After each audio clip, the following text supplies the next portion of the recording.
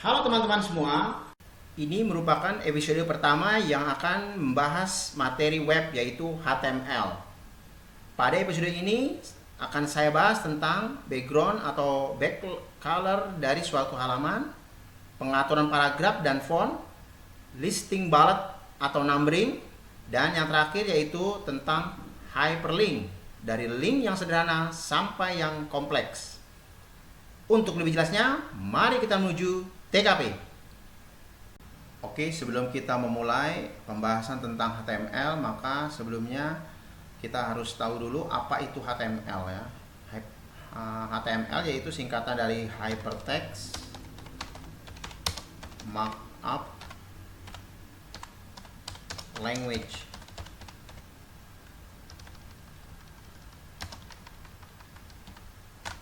Nah, di sini Hypertext Markup Language ya. Nah, hypertextnya itu diambil dari hyperlink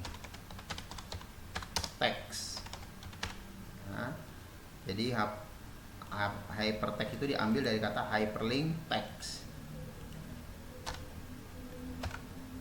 Nah, sedangkan yang markup language ya, yang terkait dengan markup language ini apa? Bahasa yang di markup, bahasa yang dinaikkan, bahasa yang ditingkatkan levelnya ya. Dalam bahasa itu ada 3 levelitas. Yang pertama yaitu bahasa rendah ya. Bahasa rendah itu salah satunya yaitu Pascal ya, bahasa rendah itu ya. Yang kedua bahasa tinggi. Ini banyak sekali ya, Java misalnya, PHP, Python, dan seterusnya ya. VB ya, itu seperti itulah, dan seterusnya. Nah,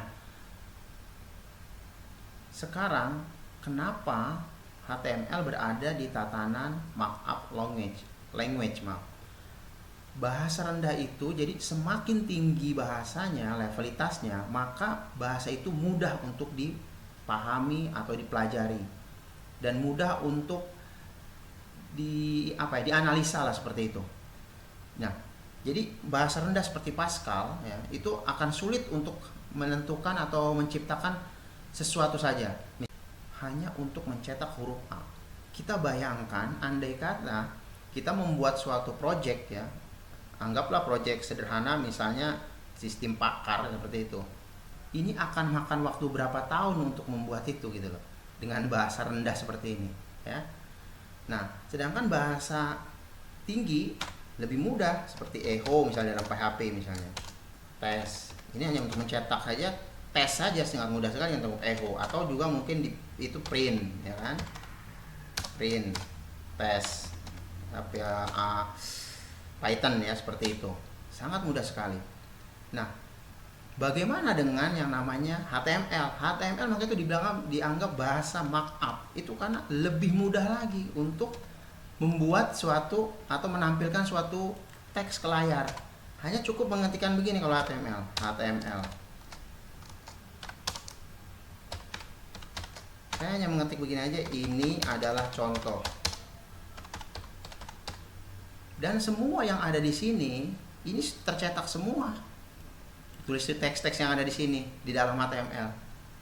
Jadi semakin mudah ya, semakin mudah untuk melakukan transaksinya atau eksekusinya, maka dia itu semakin tinggi levelitasnya.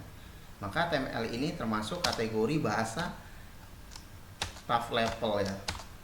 Jadi sudah tingkat tertinggi nih dalam suatu bahasa. Maka dia sangat-sangat mudah sekali.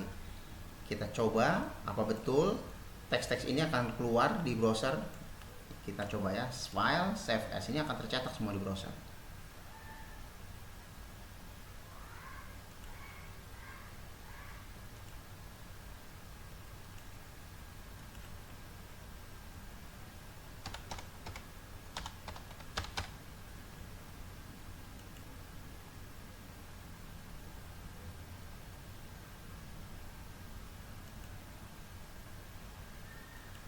Nah, ini dia hasilnya ya. Ini tercetak semua teks yang ada pada editor tadi ya, ke browser semua dicetak ya, tanpa ada yang tidak tercetak sama sekali ya, titik koma, kutip dan semuanya tercetak. Jadi dengan begitu mudah sekali HTML dapat mencetak teks ya ke browser dengan mudah tanpa harus ada perintah echo, print dan sebagainya. Jadi semakin mudah untuk dapat mencetak, salah satunya ya, juga dengan salah satunya yaitu mencetak ke layar monitor ataupun di desktop atau apa, itu berarti menandakan bahasa itu semakin tinggi seperti itu. Dan yang berikutnya yaitu apa yang mendasari bahwa HTML itu merupakan bahasa yang sampai top level, yang sampai di markup gitu ya, jadi sudah level tertinggi. Di dalam HTML tidak mengenal lagi istilah yang namanya variabel ya. Terus juga tidak ada lagi statement if di sini yang umumnya ada di bahasa-bahasa tingkat tinggi ya. Terusnya juga looping atau pengulangan, array, konversi, ini tidak ada ya di dalam ini. Apalagi function, kelas udah sama sekali tidak ada ya. Jadi ini yang mendasari bahwa HTML memang bahasa yang memang sudah menjadi top level. Jadi sudah mungkin tidak ada lagi bahasa di atas HTML ya, paling tinggi udah HTML. Nah, terus juga di sini untuk mencetak misalnya menebalkan segala macam itu ada B misalnya. Text bold ini saya tulis /B. Ya, ini menebalkan. Misalnya untuk dikasih garis bawah di sininya ada U lah misalnya. U/U.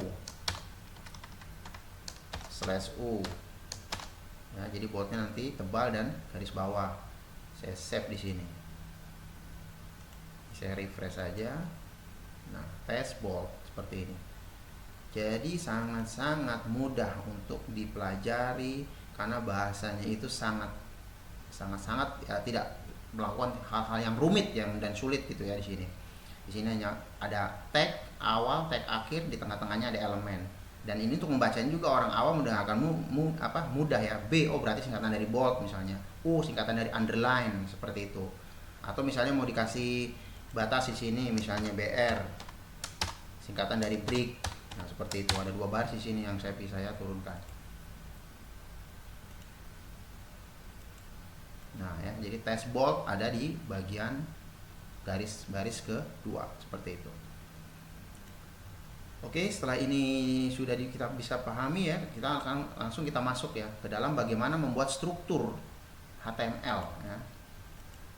Secara struktur HTML itu tersusun seperti ini. HTML ya, ada head dan body. Apa saja dalam head? Biasanya gini, title,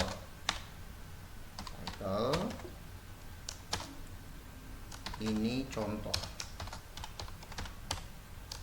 /title. Nah, terus di sininya /head. Terus body,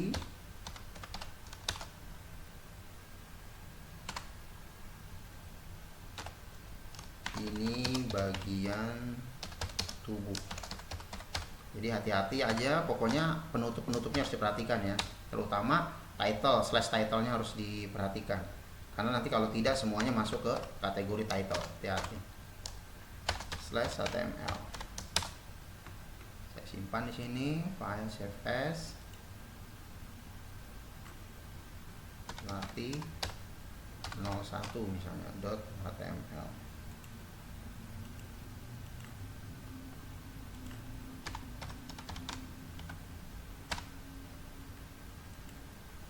Oke, kita jalankan.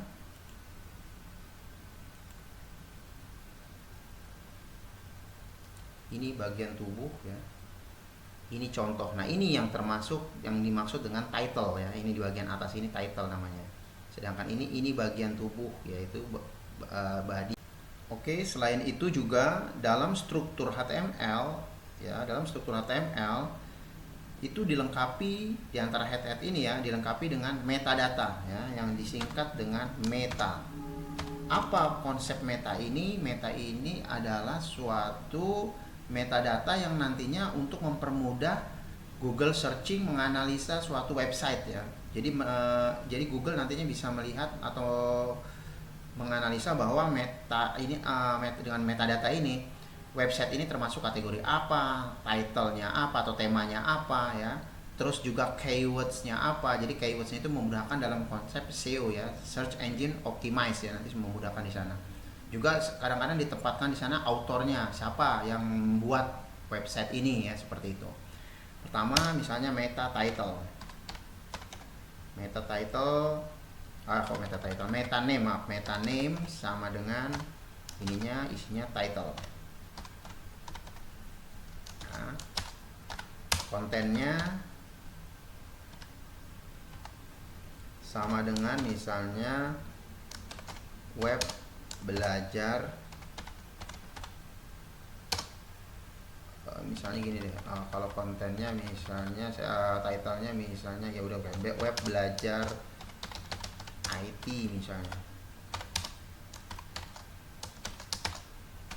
Terus di sini ini saya copy aja.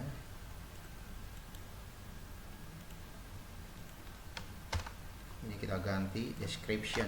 Description itu penjelasan dari situs ini apa ya, descriptionnya misalnya membantu dan memudahkan orang untuk belajar IT misalnya, seperti itu.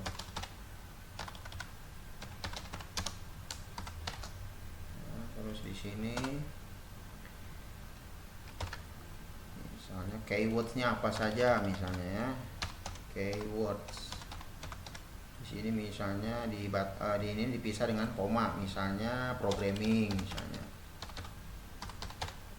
desain grafis, animasi ya, dan seterusnya lah apa gitu. Koma-koma pokoknya dibatasi dengan koma. Nah, baru di sini misalnya kita kasih autornya di sini. Ininya titlenya autor.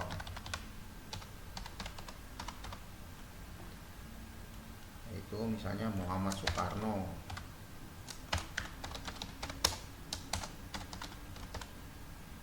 Ya. Jadi selain meta name ya, dengan property name ini ya, seperti name title, description, keywords dan seterusnya, juga ada yang namanya meta dengan properti HTTP equip ya, seperti ini. Meta HTTP equip ya. HTTP equip ini banyak sekali, salah satunya yaitu refresh. Refresh itu nantinya browser akan otomatis merefresh ya, memperbarui data atau loading ulang ya, dengan berapa durasinya, berapa detik misalnya. Jadi konteksnya itu detik ya di sini. Misalnya kalau 1 menit berarti 60 detik, kita tulis konten sama dengan 60. Kalau misalnya saya coba 5 misalnya, berarti ini per 5 detik nanti browser akan merefresh ulang. Oke, kita lanjutkan ya ke pembahasan berikutnya, yaitu di area body sekarang ya. Di head sudah selesai seperti ini, sekarang di area body. Apa saja properti dari body itu sendiri ya. Membuat suatu komentar pada HTML, yaitu caranya seperti ini.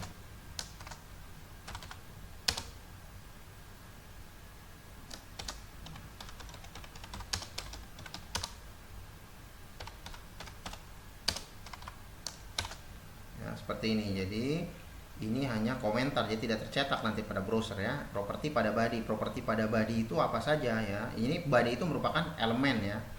Di antara elemennya ini pasti ada propertinya. Misalnya propertinya yaitu yang pertama, ini saya bikin ini panjang aja ya supaya jelas. 1 yaitu background. Yang kedua yaitu BG color.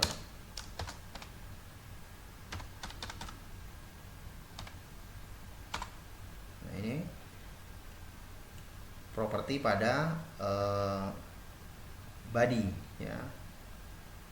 Apa itu background, apa itu BG color? Jadi kalau BG background yaitu suatu untuk menampilkan atau membuat latar dengan sebuah objek atau image ya, seperti itu.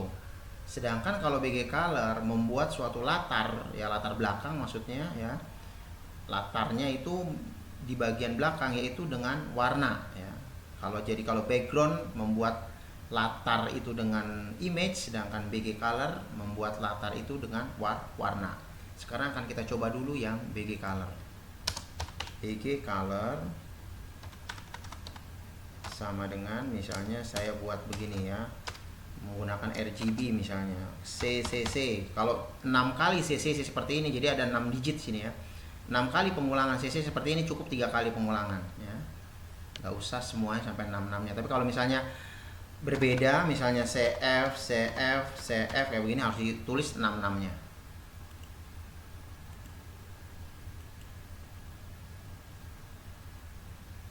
Nah ini warna latarnya berubah ya, jadi abu-abu, bukan putih lagi. Atau juga bisa menggunakan dengan bahasa umum ya, misalnya red, seperti itu boleh. Green, cuman menggunakan bahasa Inggris. Nah merah, nah seperti itu. Jadi bisa menggunakan konsep RGB ya, RGB digunakan dengan crash seperti ini, terus baru angka atau nilainya ya. Untuk mudahnya bisa dicari melalui Photoshop atau apa ya, misalnya 000, ini hitam kan. Nah seperti itu, hitam. Jadi BG itu yaitu kepanjangan dari background color ya. Ya sekarang yang berikutnya yaitu background. Nah untuk background sendiri usahakan penempatan image itu dipisah di directory tertentu atau folder tertentu ya. Misalnya sini saya buat folder image ya, seperti itu. Jadi tidak menyatu nantinya dengan file-file HTML lainnya. Saya pisah di sini ya. Di sini ada 3 file ya. Ada yang menggunakan spasi atau tidak. Nanti apa perbedaannya menggunakan spasi atau tidak ya. Oke, saya tempatkan di sini image ya,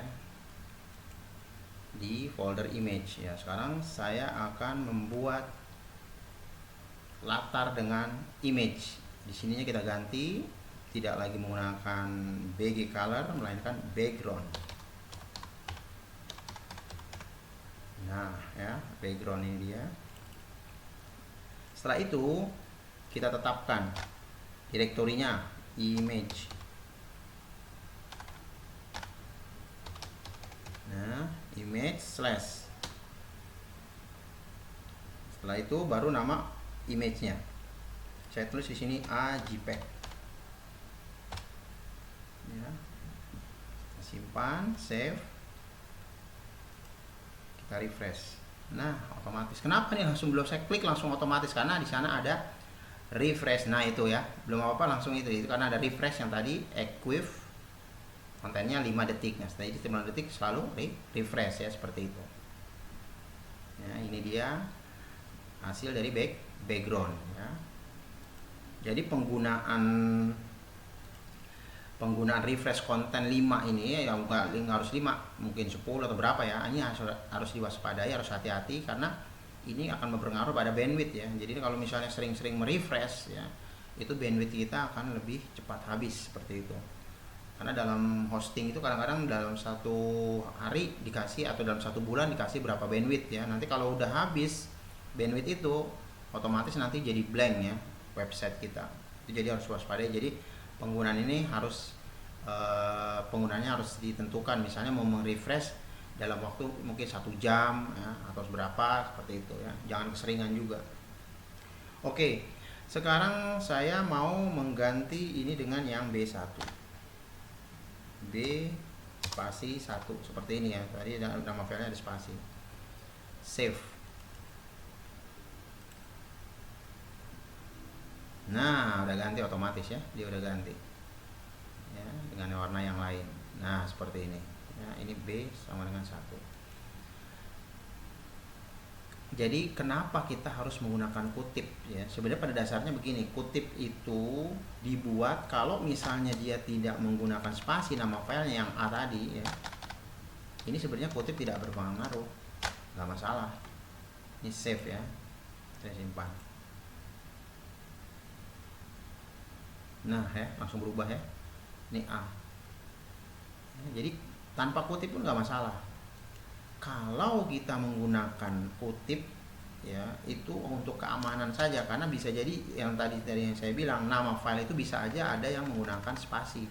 Kalau yang menggunakan spasi ini tidak kena, nanti image-nya malah tidak masuk, akhirnya kosong, ngeblank jadinya.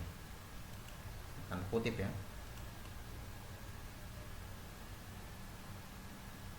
Hilang ya, karena di sana ada B spasi 1. Maka untuk mendapatkan dia menjadi satu kesatuan dengan kutip 2. Jadi gunakan saja kutip walaupun itu tidak menggunakan spasi, ataupun ya minimal sebenarnya harusnya membuat membuat file itu minimal ya underscore ya, jangan menggunakan spasi. Ini hanya contoh saja saya buat. Nah, ini langsung ada lagi ya. Seperti itu. Bahasan berikutnya yaitu mengenai paragraf ya, paragraf, font, dan seterusnya. Nah, sekarang untuk membuat suatu paragraf diawali dengan tag pembuka, elemen P singkatan dari paragraf ya, penutup atau tag penutup. Ya, di sini juga ada penutup elemen. Penutup elemen itu seperti ini, slash ya. Jadi penutup tuh selalu diawali dengan slash, baru disebutkan elemennya apa, P misalnya. Berarti ini penutup elemen ya, penutup elemen P yaitu slash P. Pada saat saya membuat lagi di sini teks, berarti saya sudah memisahkan di atas itu paragraf pertama. Jarak antara paragraf ke paragraf berikutnya itu berjarak 2 spasi seperti itu. Andai kata saya buat seperti ini tulisan. Ini bagian tubuh, terusnya di sini contoh saja ya. Save. Nanti ya contoh saja ada di bawah ini bagian tubuh sebanyak 2 baris ya, jaraknya seperti itu.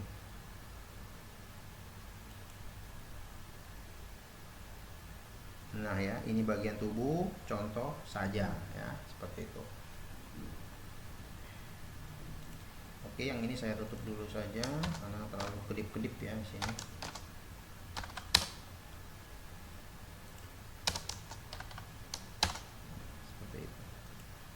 Nah, sekarang ada P/P. Ada juga di sini BR. Ya, misalnya contoh saja saya kasih BR, singkatan dari break ya. Nah, kalau elemen break ini atau BR ini tidak mengenal penutup ya, atau /BR nggak ada ya. Jadi contoh saja. Jadi ini cuman pindah baris satu baris, hanya satu baris ya. Jadi kalau mau 2 baris, 3 baris tinggal ditambahkan saja BR seperti itu. Misalnya begini, BR break singkatan seperti itu. Jadi ini ada 3 baris ya. Kalau 2 ya cukup 2 seperti itu. Nah, ini satu aja jadi kita coba ya. Terus di bawahnya sini contoh 2 misalnya. Oke, kita refresh. Nah ya, ini bagian tubuh contoh saja, di bawahnya contoh 2 seperti itu ya. Jadi break yaitu untuk memindahkan baris. Yang berikutnya ada juga HR, singkatan dari horizontal rules. HR bedanya dengan BR, kalau pada HR ini mendeleginasikan atau mendefinisikan garis ya, atau membentuk garis ya di situ. Tapi kalau di misalnya sini contoh 2, sini bawahnya contoh 3 misalnya saya buat. Nah, jadi di bawah contoh 2 itu ada garis horizontal, di bawahnya baru contoh 3. Seperti itu. Di sini ada garis ya. Ini adalah horizontal rules atau HR. Oke, HR juga memiliki properti yaitu size. Fungsinya untuk menebalkan garis ya, menebalkan garis. Jadi semakin besar angka yang dimasukkan pada size ini, maka garis akan semakin tebal seperti itu. Misalnya saya masukkan di sini 5 ya. Kita save, kita lihat ini tipis ya, 5 akan lebih tebal. Nah, seperti ini ya. Jadi kalau lebih ini lagi kita bikin yang lebih besar lagi ya, supaya lebih kelihatan jelas. Nah ya, tebal sekali ya. Nah ada juga selain size yaitu color ya. Ini juga salah satu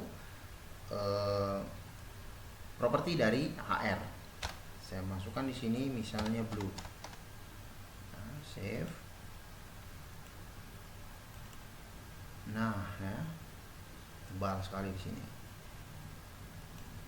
Atau misalnya kita juga bisa menggunakan ini bisa didefinisikan dengan kutip dua atau tidak ya. Ini boleh kutip dua atau tidak. Kenapa? Karena angka-angka ini juga tidak ada spasi ya. Jadi boleh pakai atau tidak seperti itu. Color misalnya, saya buat pakai yang ini CCC misalnya, atau begini. Saya nggak tahu ini warna apa. N. Pokoknya saya bikin 6 digit ya.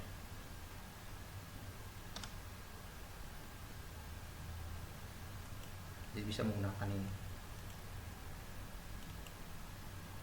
Oh, biru ini ya. Birunya agak tua, seperti itu warnanya. Jadi di sini juga boleh menggunakan kutip dua atau tidak ya, karena ini satu kesatuan, tidak ada spasi.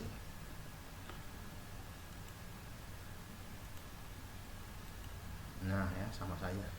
Oke, sekarang setelah itu kita akan bahas mengenai font ya. Jadi format font itu ada yang ditetapkan berdasarkan elemen font, ada yang langsung. Misalnya contoh font, nah ini elemennya. Baru kita masuk kepada propertinya, size misalnya. Size ini contoh 3. Misalnya saya buat size-nya di sini 5, 6 misalnya. Jadi paling besar tuh angka tuh 6 ya. 6 itu udah terbesar. 5 misalnya. Tutup dengan slash font karena elemennya font ya. Jadi penutupnya itu tidak perlu lagi menetapkan propertinya font slash font seperti itu. Kita refresh, kita lihat di sini. Nah ya, contoh 3 lebih tebal ya, lebih besar, maaf, lebih besar dari yang sebelum yang teks-teks sebelumnya. Nah seterusnya juga ada di sini color. Jadi warnanya bisa dirubah. Color sama dengan misalnya ini boleh menggunakan yang RGB atau tidak. Misalnya saya tidak boleh menggunakan kutip atau tidak, nggak masalah. Misalnya saya kasih red misalnya seperti ini. Nah ya. Selain property size dan color, ada juga properti berikutnya yaitu face. Ya, properti face ini untuk mengganti nama font ya. Misalnya saya ganti di sini Arial misalnya seperti itu. Arial. Kalau usahakan kalau ini menggunakan kutip ya, karena ada nama file nama font itu yang memang ada spasi ya. Seperti Times New Roman seperti itu. Ini kutip aja. Misalnya Arial saya buat. Ya, sekarang saya ganti dengan jenis Arial.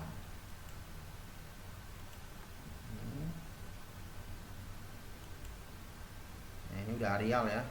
Kita ganti misalnya jangan Arial, mungkin Perdana misalnya.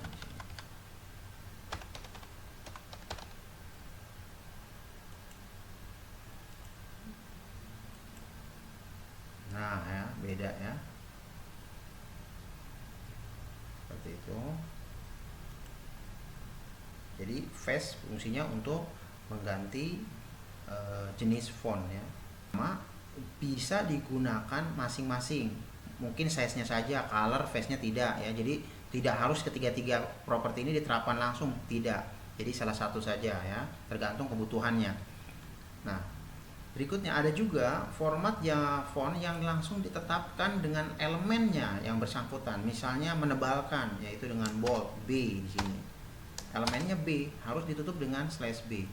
Seandainya ini saya lupa menutup ya, saya lupa teks yang ada di dalam ini, padahal saya mau hanya ngasih contoh 3 ya, saya ngasih contoh 3, tapi ini bisa semuanya jadi tebal kalau saya lupa menutup. saya save misalnya. Nah, tebal semua. Padahal saya hanya mau memberikan tebalan itu pada contoh 3 seperti itu. Jadi di sini harus jangan lupa ditutup /b. Nah, jadi ada pembuka elemen, harus ada penutup elemen ya. Jadi nanti ada bagian yang sampai di mana dia ditebal.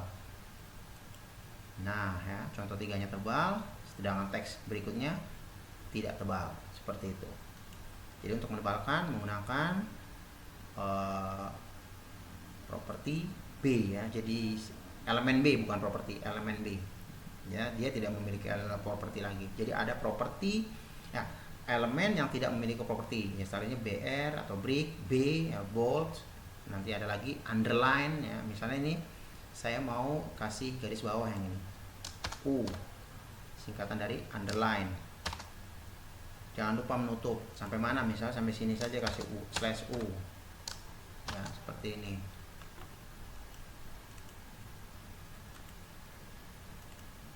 Nah, ya. Kalau misalnya mau dua-duanya ditetapkan, silakan boleh di depan ini ya, B, atau di setelah U, bebas. Ini juga penutupnya boleh di depan U atau di belakang U, bebas ya, tidak bermasalah. Yang penting ada pembuka, ada penutup elemen, itu yang harus dipastikan. Nah, ya, seperti ini. Terus ada juga italic. Italic itu memiringkan teks. Misalnya saya mau sekalian ini dikasih miring sekalian. I. Italic ya.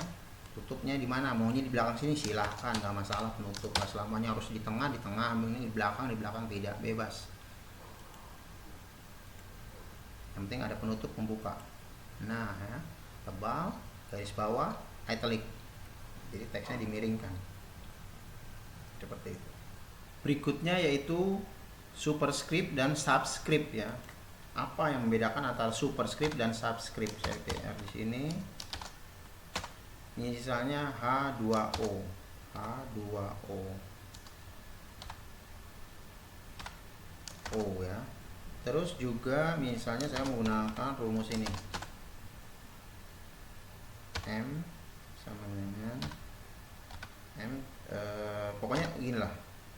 Bukan rumus M sini, gini aja, C2.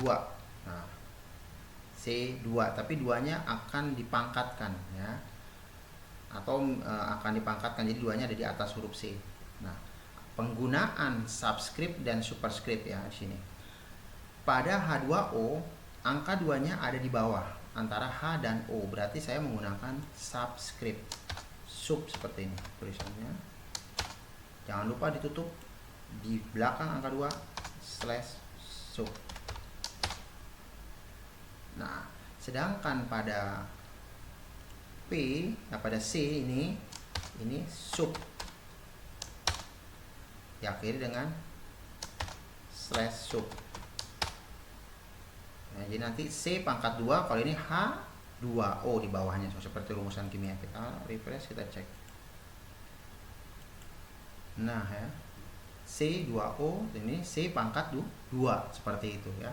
Jadi perbedaan superscript dan subscript. Subscript itu di bawah, kalau superscript di atas ya. Jadi itu pengaturan font dan formatnya ya. Lalu setelah itu apalagi yang kita bahas? Ini fontnya sudah, paragrafnya sudah. Nah, sekarang bagaimana kita membuat listing? Kalau dalam Word itu ada yang namanya bullets and numbering ya, seperti itu. Ya. Misalnya begini, 1, 2, 3. Nah, misalnya seperti ini. Ada 1, 2, 3. Nanti di sana di pinggirnya itu ada tulisan 1, 2, 3 seperti itu ya. Ada angka 1, 2, 3 di samping kirinya. Caranya yaitu OL, singkatan dari ordered list ya. Ordered list. Jadi daftar atau listing yang tersusun berdasarkan number. Misalnya OL di sini, di sininya LI. Kita masukkan begini aja supaya jelas. LI, jangan lupa tutup /LI. Terus yang kedua juga LI di sini, jangan lupa tutup /LI. Yang ketiga LI /LI, jangan lupa.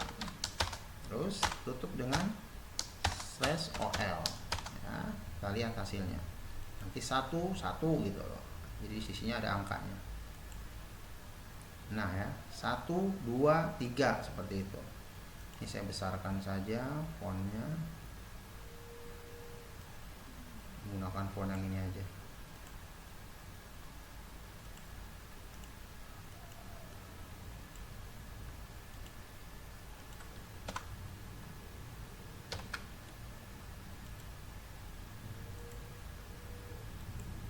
Nah ya, supaya jelas saja maksudnya. Oke, itu OL. Nah, OL juga memiliki properti yaitu type. Ya, jadi nggak selamanya harus angka 1 2 3, bisa saja menggunakan huruf. Type di sini sama dengan A. Berarti nanti A.1, A.2 seperti itu ya.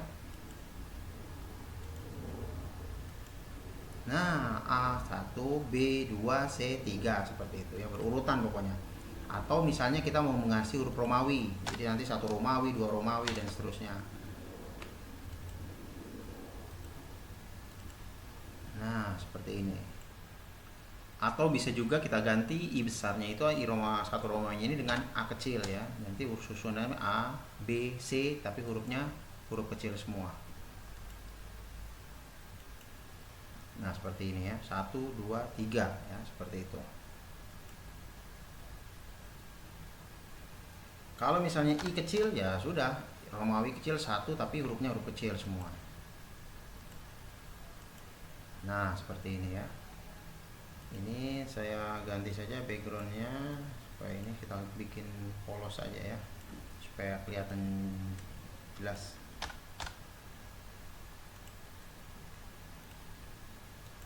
Oke ya, seperti ini.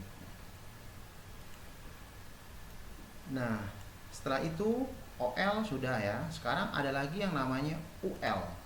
UL itu singkatan dari unordered list ya, UL. Di sininya sama menggunakan LI. Ini masuk ke dalam atau enggaknya nggak masalah ya sebenarnya. Sama pun datar nggak masalah ya. Cuman saya supaya lebih bagus aja kelihatannya. Ini saya copy aja lah ini. Bedanya unordered dengan ordered.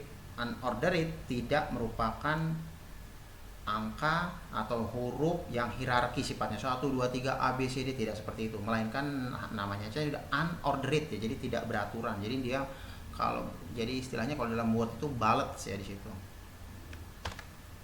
merupakan bullets, jadi berupa kotak, lingkaran, circle seperti itu ya, /UL. Nah, jadi penutupnya harus diperhatikan.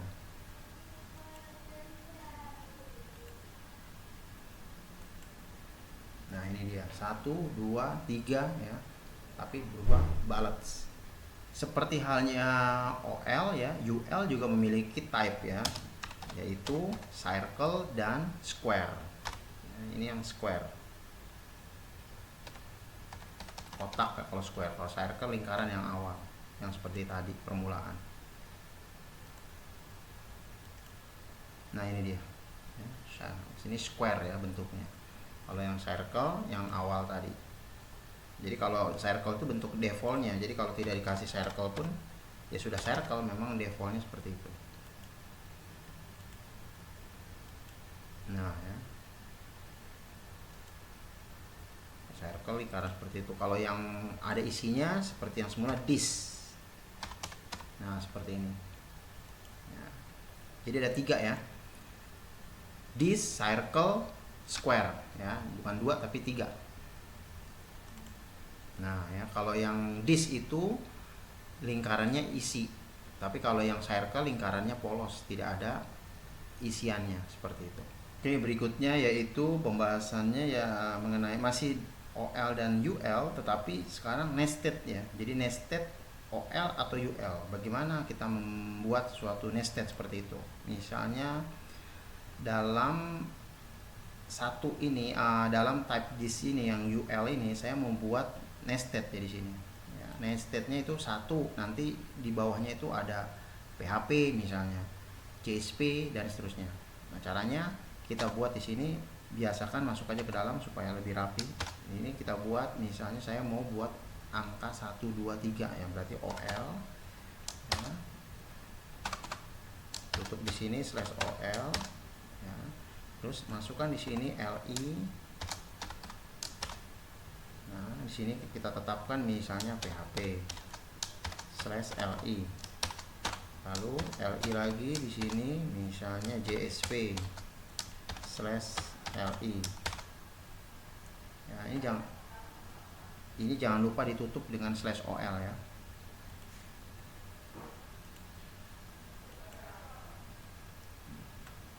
Satu, di bawahnya ada satu PHP, satu JSP. Berikut juga kalau kita mau kasih nested lagi di PHP ini, kita bisa tetapkan lagi di sini apa misalnya, apakah OL atau UL ya. Misalnya kalau di sini sudah OL, maka mungkin di sini saya memasukkan UL. Nggak masalah ya, UL di sini, LI misalnya variabel /LI.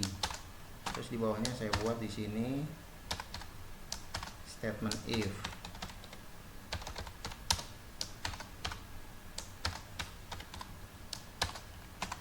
Tutup /UL ya. Nah, seperti ini ya. Jadi ini bisa juga dilakukan pada JSP atau dua, apa terserah ya. Cara pengembangannya seperti itu ya. Jadi harus dipahamin induknya mana ya, UL, tutup dengan /UL, berarti induknya itu /UL dan /UL, terdiri dari listing 1, 2, dan 3. Nah, berikutnya ada listing PHP JSP. Gimana?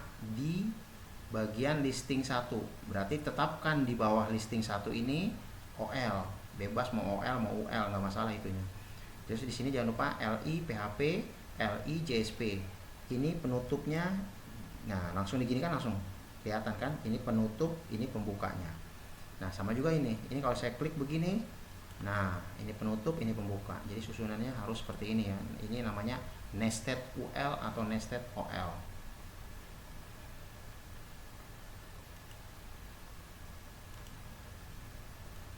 Oke, pembahasan berikutnya kita mengenai hyperlink ya. Hyperlink. Jadi elemennya yaitu A, singkatan dari address ya. Terus propertinya harus yang menjumlahkan properti defaultnya yaitu href ya. href singkatan dari hyperlink reference. Misalnya saya di dalam link ini ada dua kategori, ada link antar dokumen atau link ke website tertentu. Sekarang saya akan praktekkan bagaimana link ke antar dokumen yang milik kita sendiri ya. Di sini saya ada dua dokumen, yaitu tes HTML dengan latih 01 HTML. Saya akan alihkan atau linkkan ini ke tes HTML. Di sini misalnya link 1 /A ya. Save. Nah, ada link 1. Kalau ini saya klik, maka dia akan menuju ke tes. Nah ya, ini berarti link kita berhasil ya, menuju ke tes HTML.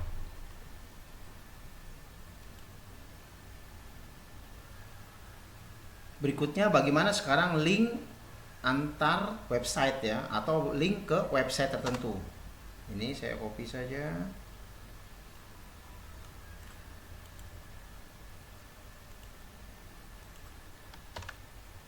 Nah, di sini saya buat misalnya harus komplit di sininya HTTP-nya ya. HTTP seperti ini. Kalau di HTTP, kalau HTTPS seperti ini. Misalnya www.youtube.com misalnya.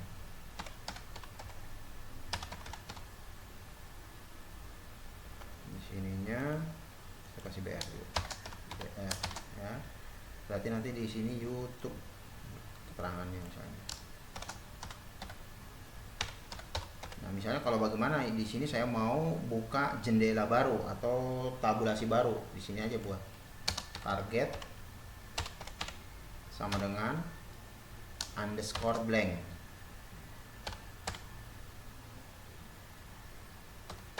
Nah, seperti ini.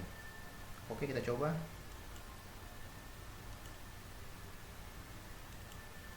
Di sini YouTube ya, kita klik. Nah ya, buat tabulasi baru di sini. Nah ya, tampilan YouTube terbuka seperti itu. Ya.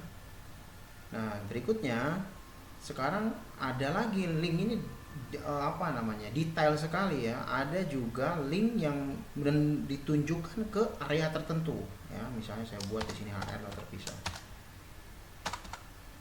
Misalnya PHP ya, di PHP ini saya mau buat link Ahref ya.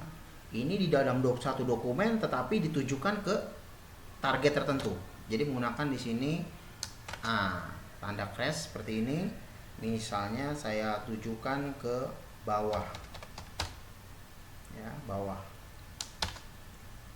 Sininya saya kasih name, misalnya name-nya apa, misalnya di sini nama saya kasih nama atas ya. Terus di sini /a. Nah, keterangannya, jadi kalau PHP diklik nanti ada keterangannya di bawahnya ya. Ini supaya untuk lebih jelas bahwa kalau saya mau ngetik banyak terlalu panjang ya, mendingan segini ya, NBSP titik koma. Jadi membuat paragraf ada NBSP-nya supaya dianggap ada teksnya gitu ya, seperti itu. NBSP itu new break space ya, seperti itu. Oke. Saya p sebanyak mungkin aja, p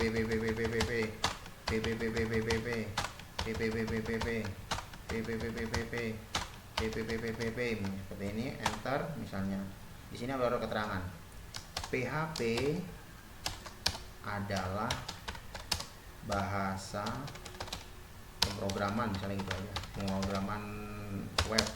Nah seperti ini.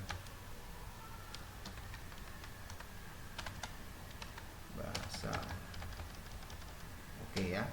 Nah, terus bagaimana nanti kalau saya mau klik lagi dari PHP, klik lagi ke tujuan, ke PHP tadi ya.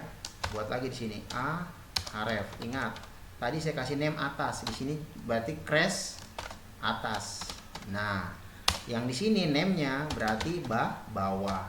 Karena di sana saya kasih Ahref crash bawah. Di sini berarti bawah. Jadi targetnya disesuaikan dengan name-nya gitu. /a.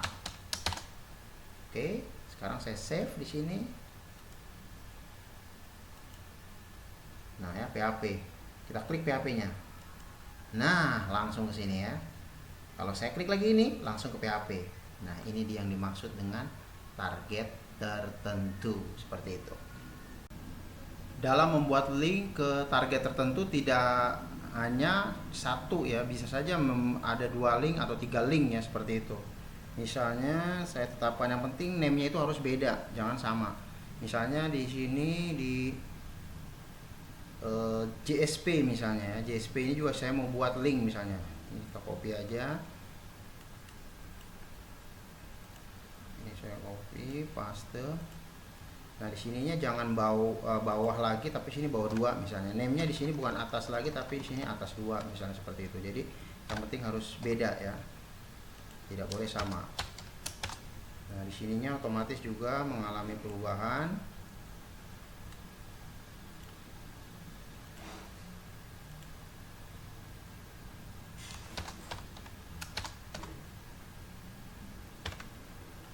Misalnya di sini berarti atas 2, name-nya berarti bawah 2 ya, karena targetnya nanti dari sana crash-nya bawah 2, di sini ke name-nya bawah 2.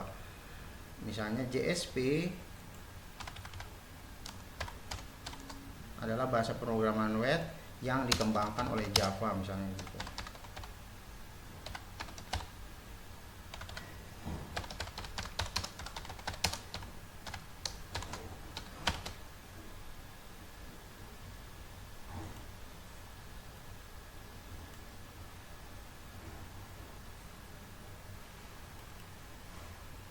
Nah, di sini JSP kita klik. Nah, dia langsung menunjuk ke sini ya.